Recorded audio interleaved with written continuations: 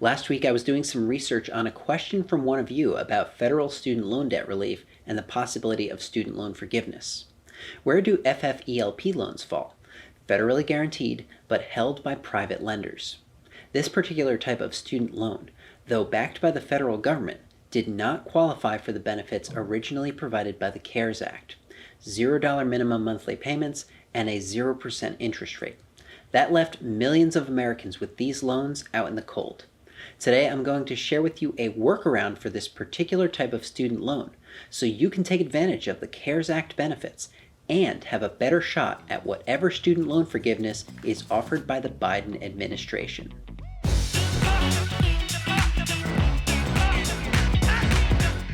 Hello and welcome to Practical Personal Finance, where you get the information you need to understand and succeed with money. I'm Andrew Shear, and in the next few minutes, I'm going to tell you about what FFELP student loans are, why some of them were not eligible for CARES Act benefits, and what you can do about it going forward.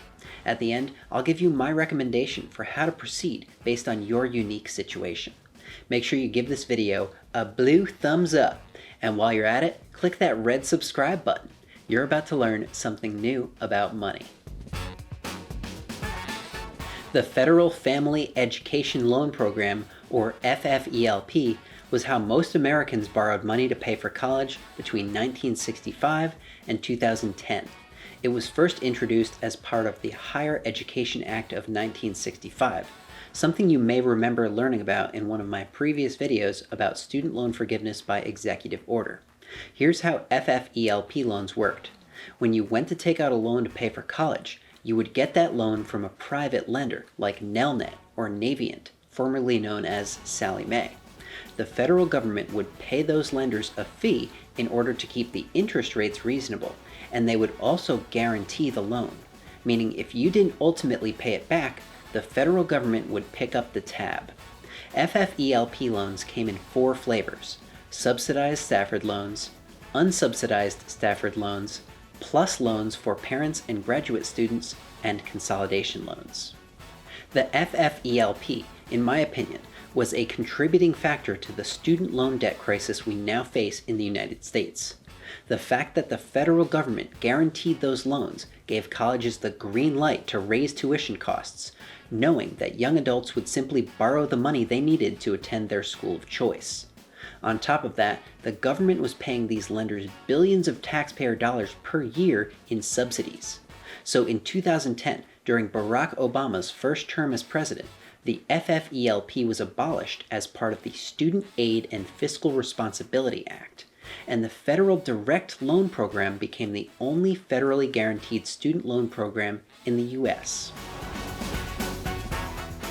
Around the time that the FFELP was ending, the federal government paid for and took control of some of the FFELP loans, but not all of them. And in 2020, the CARES Act made apparent the difference between federally held and commercially held FFELP loans. Because while the federally held loans were all put into forbearance, with minimum monthly payments reduced to $0 and the interest rates temporarily reduced to 0%, loans that were still with the private lenders received no relief at all, meaning that although millions of Americans have these federally guaranteed student loans, they're not getting any relief and they've had to continue making their monthly payments through these difficult times, just like if they had private student loans without any federal backing. Last week, with the runoff elections in Georgia, we saw control of the U.S. Senate flip from red to blue. And just like that, many parts of Joe Biden's financial agenda, which I did an entire series on, suddenly have a lot more relevance. The Public Service Loan Forgiveness Program could get an overhaul. Public colleges and universities could become tuition-free for lower and middle-class families. And the chances of broad student loan forgiveness as part of a federal economic stimulus just got real. But if you're stuck with commercially held FFELP loans from 2010 or earlier, there's a chance you're going to be left out in the cold once again. But it doesn't necessarily have to be that way. As I dug deeper into answering this question from one of you, I started learning more about different options for FFELP loans, and I learned about something called a direct consolidation loan.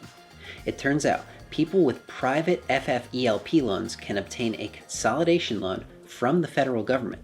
And that consolidation loan, because it's student loan debt that's not just guaranteed, but owned by the federal government, qualifies for all the benefits of the CARES Act.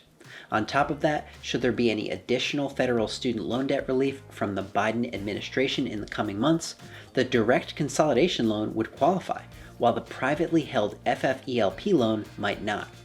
I spoke with someone at the U.S. Department of Education who was able to confirm all of this information, and how the department wishes more people knew about this option. Your lender is not going to tell you about it. They want you to keep paying them every month with interest. I want you to get the relief you need, which is why I'm making this video and helping you be informed. In addition to pandemic-related relief, consolidation can allow you to take several different loans with several different servicers and turn them into a single loan with a single monthly payment. It can lower your monthly bill by extending your loan term. You can get a fixed interest rate instead of a variable interest rate, and you might have access to additional income-driven repayment options. But there are 3 big potential downsides you need to be aware of. First is that if you extend your loan term and don't pay the loan off early, you're going to end up paying a lot more in interest than you would have had you just continued with your current term. Second, the consolidation process is not instant. It usually takes at least a month or 2. And third, if you were working toward public service loan forgiveness, or if you were headed for income-driven repayment plan forgiveness, getting this consolidation loan resets that clock.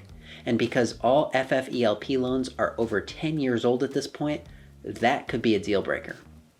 So here's the big question. What actions should you take if you've got a privately held FFELP loan? I feel that it all comes down to your unique, specific situation. If you're close to income-driven repayment plan forgiveness or public service loan forgiveness, I probably wouldn't want to reset that clock.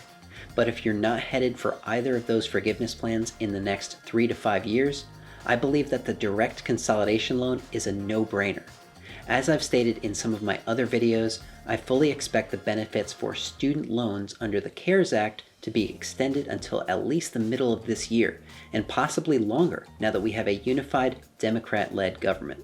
And as I mentioned earlier, you've got a much better chance of having your student loans forgiven by something like an executive order from Joe Biden or a new federal stimulus bill if they're owned by the federal government rather than by a private lender. If you're interested in learning more about direct consolidation loans, I'll leave some useful links down below to resources on the Federal Student Aid website. And one last thing, do not pay for someone to help you get a direct consolidation loan. It's easy, it's free, and if you need some help, you can call someone at the Federal Student Aid Office. Do you have privately held FFELP student loans? Did you know about the direct consolidation loan option? Let me know in the comments. If you enjoyed this video, click right here to learn about Joe Biden's plan for tackling the student loan debt crisis. And if you're not already a PPF subscriber, click right here to hop on board. As always, thanks for watching. I'm Andrew Shear, and I'll see you next time.